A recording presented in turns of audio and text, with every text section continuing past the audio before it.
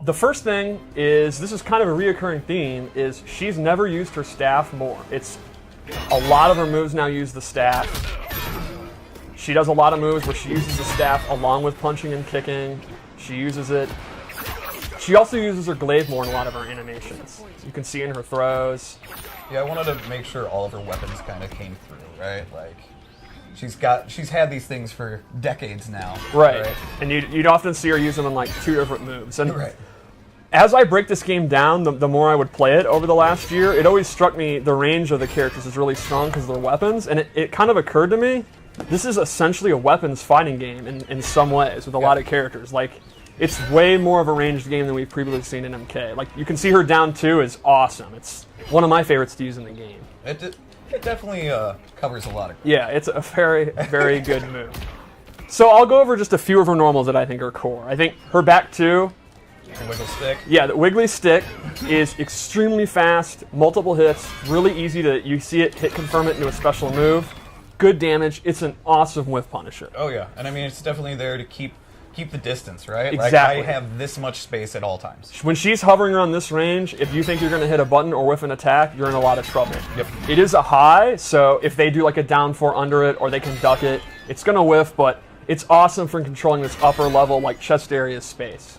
There's some really incredible stuff just with how the staff moves. Like, the animators, like, just a lot of the moves that the staff makes, the little just micro moves are so visible and cool. Shoutouts too to the audio team. I love the clank, clank, clank the staff moves make. So another one I wanted to show is her forward 2, which is a big long-range overhead. This is actually relatively slow. It's over 20 frames, and I think if you're really looking for it, you can see it. But if you're not ready, if you're crouch blocking for other reasons, you know, you think she's going to down 4 or whatever, she can hit you with it. Yep. She's not going to get a pop-up. She's going to have to just do the full string, or she's going to have to just commit to doing the shadow kick. But it's a pretty good overhead with a lot of range. And I think it kind of complements what you were saying about her back too. Right. Like, a lot of times I'll kind of hover around this range, they're looking for this, they're focused on that, and she can just kind of dash up and throw, or do a jump in, and it's kind of a move that keeps you thinking at all times. She's like a mid-screen character. Exactly. Yep. Another one that complements that is her forward 3, which is one of her kick strings. It's this full thing. Now this is a great low. She can actually hit confirm it and go into a special move. If she sees that it's blocked, she can stay safe and not finish it. If she thinks they're going to try to interrupt, she can complete the string. That heavily complements her forward 2, and it's significantly faster. It's just an overall great low attack. So if they're sitting there hyper-focused on this, they also have to worry about this. And again, that sets up jumping back, walking back and zoning, doing a jump in. She really controls like that start of the range space really, really well. Yep. And one more move I want to look at is her back 3, and this is her key mid. It's pretty fast. She can hit confirm it again into her special moves. She can just continue the string and be safe. And it's the mid you'll use if they're ducking a lot. Right. Like if you're using this and Sub-Zero won't stop uppercutting you out of it, you can walk up, and it's really good range. And then that's going to open up, again, your throws, your zoning, whatever you kind of want to do. The rest of her tools. Exactly. So, I mean, we've kind of talked a little bit about... So her archetype as a character would be... How would you put it? I would say she controls space, and that lets her play her game, which is very versatile based on what she wants to do. She's got some good zoning, decent mix-ups, some good block pressure. She can... And you'll see some interesting special moves. So I would say space control leading to her then kind of playing her game, which is tailored to your variation. How do you play your game? Well, let's get into a special moves and kind of show some of them. So you always want to bring back the core moves when you think of Jade, and so the shadow kick's one of them. Yep. It's exactly what you'd expect from a shadow kick. It's a high, but it's very fast. It has a second hit. Yeah, it's a great whiff punisher, a great... Sometimes I'll just be walking back, and if the opponent, I think he's going to do an ice ball or something, I'll just preemptively do it, and I'll take the risk. Right. And he might punish me, and that's a bummer, but I'll take the risk. It's a bummer. Yeah, and then her glaives are back, but they're done a little differently. You kind of took the spirit of the glaive, but they're now a slow-moving projectile with a lot of wind-up, but you can see they cover a ton of space. And that makes them awesome if you think the opponent is going to jump in, like they'll get hit by the tail of it. Right. Or if you think they're trying to walk in. So it's not like a projectile you spam, it complements her space control. Like you kind of do it just to say, no, the mid-screen is mine, stay back, right. Don't move. And then if they try to jump it and they're going to jump early because it has such a long tail, that's what your down 4 is for. So in my opinion, her zoning with the glaive is really kind of to slow the pace of the match down, to then walk into the mid-range to do all the stuff we talked about. Right. You know, one thing we don't talk about a lot, which I think is really important, is props in the game, right? Like a lot first of- hit first hit props props? or Yeah. like weapons? First Oh, hit not props. first hit props. Okay. Weapons and things like that. Yes. A lot of the characters who are in Mortal Kombat are iconic, not because of just their character, because of what they carry. Yes. Right.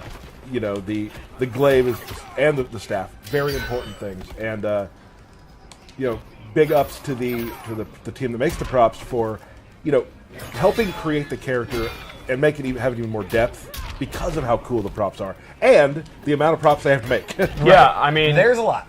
there's a lot. Like, there's one for Jade that it's kind of similar to a fan, which is like MK2 when she was a katana palette swap. There's some that have like glowing energy. There's curved ones. There's straight ones. Like, there's a million different glaives. But all Like these things classic put together, MK3 ones. Like, yeah. Oh yeah. all these things put together, they still have to match her personality. They can't Yes. be like, she can't throw radios at you. That Well, I would mean, be- she could. She could. She could. It would probably break some of the mythology. They probably don't have radio technology in Outworld. I never thought about that. But Right. you are the lore master, so let's keep going. The last classic move would be her glow is back. She's fully projectile immune, has this snazzy purple effect, and any projectile is going to go through her while it's active. So Classic. while she can slow the pace down with her zoning, it's hard to zone her because she can have this on. Right. And then she just gets in right on you. Yep. Yep, absolutely. And her last base move is this parry, which has the coolest into I've ever seen in my life. Like, for the most part, I'm just going to do that to people online. Like, that's all I care about doing. And she can amplify it into this awesome... I absolutely love the way she recovers out of that next snap. Look at that. I'm marking out. The way So- the way her arms kind of just go to the side when she's done. Oh, yeah. Is super. Just like it's. I've never seen a more awesome looking nonchalant neck Yes. break. It's effortless. True Yeah. story. I actually accidentally hit Aaron using a Japanese like wall scroll rolled up and pretending to do one of her normals. I accidentally hit him in the QA lab. Well, it's So let's go over some of the loadout moves I gave her. Right. I started with my personal one I like to use, which is a zoning variation. Yeah. And I know you like these ones too. So I- she has an all upglaive. about it. And if she meter burns it, it's great. She amplifies. She gets a second one. Right. This move dominates the air. Yes. If you want to jump, if You you're can't. you are in a lot of trouble. And they stay up there for a while too, right? So I mean, Oh, it's yeah. like you're being pushed down for And quite some time. She's not controlling them, so No. she's free to do these, and the arc is automatic. And then if you're hit, you can see you get a big hit reaction. You can go for shadow kick and stuff like that. Yep. I love this move. She also has an air glaive that goes straight down, and that's a double one. You can use this to fake out jump ins, to jump back, and if they whiff a normal, you do it. It's To stay in the air longer. yeah, exactly, to go over ground pounds or whatever. And then the last move in this I also really like is a extremely quick low projectile. The Adenian Spock.